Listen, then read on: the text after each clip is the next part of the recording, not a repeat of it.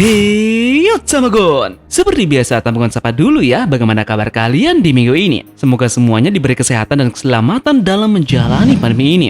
Siapa yang gemas dengan karakter Akagami no Sense? Yaps, karakter ini masih saja belum melakukan pergerakan sama sekali di manga maupun anime. Kita hanya melihat dia berada di Marineford untuk menghentikan perang antara bajak laut Shirohige dan juga angkatan laut. Nah setelah itu, dia kembali menghilang entah kemana. Kita bahkan belum mengetahui sama sekali kekuatan yang dimiliki dan juga di mana sebenarnya markas dari bajak laut Akagami. Begitu pula, apa tujuan dari mereka? Nah, teori liar Tamagon kali ini menyebut bahwa Akagami akan muncul dan melakukan pergerakan di Pulau Elbaf, pulau yang nanti akan menjadi pemberhentian selanjutnya setelah di Wano Kuni. Pulau Elbaf disinyalir adalah markas besar dari Shanks beserta dengan krunya. Pulau ini adalah wilayah kekuasaan dari Akagami. Apa yang menyebabkan dia memilih tempat itu sebagai markasnya dan bagaimana porsi dia selanjutnya dalam cerita One Piece ini? Jadi, kita akan bahas tuntas semuanya di sini. Namun tentunya, seperti biasa, jangan lupa subscribe, like, dan share untuk bentuk support kalian atas channel ini ke depannya. Jika sudah, terima kasih banyak dan bersiaplah nakama. Tarik jangkar dan mari kita berlayar.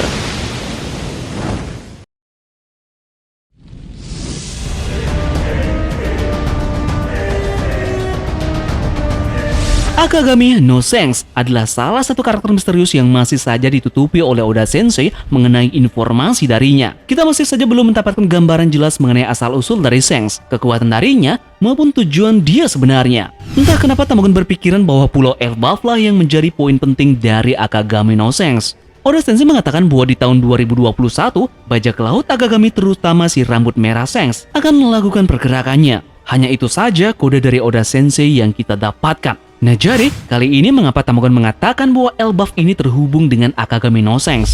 Tamagon akan mengajak kalian belajar sejarah dulu ya, dan kita akan masuk ke dalam sejarah dari mitologi Norse. Mitologi Nordik atau bahasa Inggrisnya Norse Mythology merupakan kepercayaan masyarakat Eropa Utara yang dimana itu adalah negara Denmark, Norwegia, Islandia, dan Swedia. Mitologi tersebut merupakan kumpulan dari kepercayaan kuno orang-orang Eropa Utara yang berisi kisah-kisah tentang makhluk spiritual, kosmologi, dan mitos-mitos lainnya yang ditulis dalam bentuk puisi ataupun prosa yang terangkum dalam Edda. Pada masa lalu, pemujaan terhadap dewa-dewi kuno dalam mitologi Nordik dan pengorbanan manusia dilakukan oleh orang Skandinavia. The Board adalah bentuk pemujaan yang diterapkan oleh orang Jerman kuno dan orang Skandinavia. Nah, Skandinavia ini akan membawa kita ke dalam tema Viking. Viking adalah suku bangsa dari Skandinavia yang berprofesi sebagai pedagang, peladang, dan paling terkenal sebagai perompak di antara tahun 800 sampai 1050.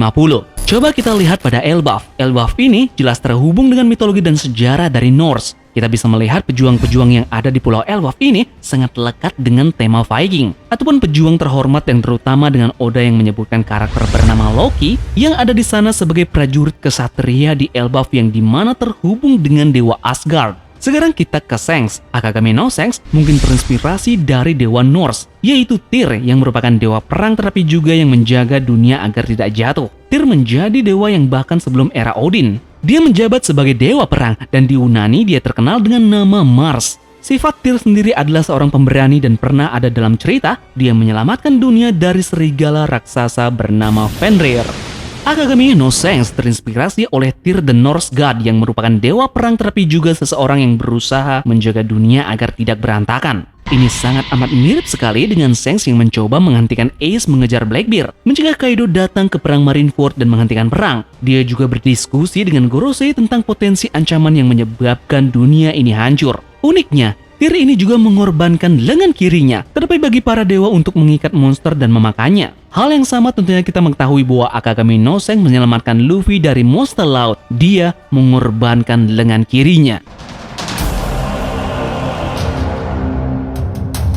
Sekarang kita beralih ke Eric the Red. Coba kalian searching Eric the Red di Google. Rambut dari Akagami no Sense adalah berwarna merah, di mana Eric ini juga mendapatkan julukan, yaitu Eric si Merah, karena memang rambut merahnya dan janggutnya. Namun bedanya, julukan ini dia dapat karena dia berlumuran darah. Terakhir, kapal dari bajak laut Akagami sangat jelas terinspirasi dari kapal khas Viking dengan naga di depannya. Nah, jika Sense ini sekarang ditempatkan di Elbaf, itu berarti Yasop juga kemungkinan besar ada di sana. Kali ini kita beralih ke Usopp yang memang karakter ini telah dibangun sejak Aklitter Garden. Dia ingin menjadi pejuang laut yang kuat, seperti raksasa Elbaf yang dia katakan dan dia ingin mengunjungi Elbaf suatu saat nanti. Karakter Usopp ini selalu dikaitkan nanti dengan arc Elbaf. Karena tentunya di pulau ini diisi oleh prajurit-prajurit kesatria yang berani seperti halnya impian yang ingin dicapai oleh Usopp, menjadi kesatria ataupun pejuang pemberani di lautan. Jika kita eja kata Elbaf dari belakang, kita akan menemukan kata yang sedikit mirip dengan kata fable. Memang tidak terlalu sama, namun ini bisa jadi saja kata Elbaf mengacu pada fable. Tentunya karena nanti karakter Usopp ini akan dibangun di arc Elbaf ini, seperti yang dirumorkan. Jadi sekarang akan masuk akal untuk menyesuaikan ini. Perlu kalian ketahui dulu, ada kumpulan cerita pendek yang terkenal dengan judul Aesop Fable. Aesop Fable adalah sekumpulan cerita pendek yang dikaitkan dengan Aesop, seorang budak dan pembuat cerita yang diyakini hidup di Yunani kuno antara 620 dan 564 sebelum Masehi. Cerita pendek ini tentunya adalah cerita fiksi. Ini pun mengingatkan kita pada Usopp dan juga kebohongannya. Nama Usopp mungkin sebenarnya mengacu pada fable Aesop, karena Uso dalam bahasa Jepang adalah bohong. Jadi, Uso ditambah Aesop sama dengan Usopp. Bisa jadi bukan?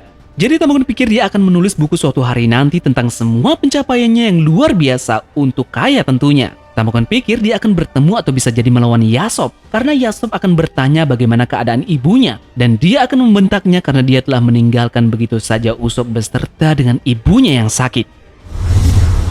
Menghubungkan semua ini, Tamagon pikir ayah Shanks atau Shanks sendiri punya andil dalam membunuh ayah Kid ketika Kid ini masih muda. Itu juga akan menjelaskan mengapa Kid ini begitu fokus membunuh Shanks. Dia mengincar Yonko pertama yang ingin ia tumbangkan dulu, yaitu Akagami no Shanks. Bagi kalian yang tidak tahu, Kid ini terinspirasi oleh Eustace the Monk dan tentunya William Kidd.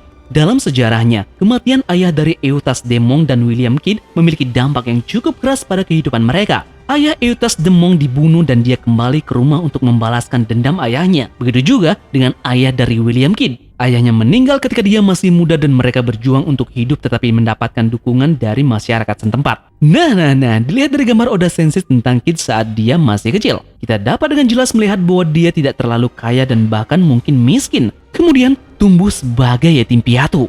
Nah, sekarang kita kembali ke Eric the Red tadi yang Tamagon bahas tadi. Ayah dari Eric the Red, yang dimana ini mengacu kepada ayah dari Akagami no Shanks, diasingkan dari Norwegia karena berbagai pembunuhan yang berbeda dan membawa putranya bersamanya. Dia meninggal tidak diketahui bertahun-tahun, kemudian meninggalkan Eric sendirian.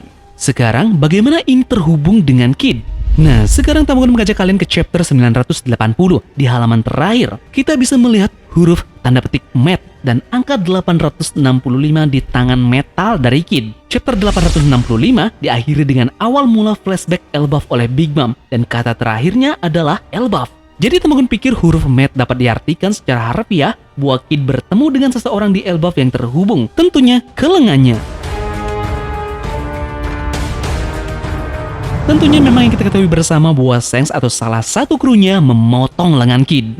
Jadi Tamagon pikir Kid berlayar ke Elbaf untuk membalaskan kematian ayahnya, namun menderita kekalahan telak oleh kru Akagami no Shanks. Kemudian kehilangan lengan kirinya dan juga mendapatkan bekas luka besar yang menutupi mata kirinya. Ini tentunya terhubung dengan Shanks. Kemudian atas kejadian tersebut dia pun menyadari bahwa dia tidak bisa mengalahkan bajak laut Akagami ini dengan solo lord. Kemudian yang kita ketahui, dia pun mundur dan membentuk aliansi bersama Hawkins dan juga Apu untuk menumbangkan Kaido. Jadi, apakah Elbaf menjadi markas dari Akagami Pirate? Lalu apakah yang terjadi jika Usopp dan Yasop bertemu nanti di Elbaf? Menarik sekali bukan? Jadi bagaimana pendapat kalian tentang hal ini? Tulis di kolom komentar ya. Dan terima kasih sudah menonton video ini. Turunkan jangkar dan mari kita berlabuh.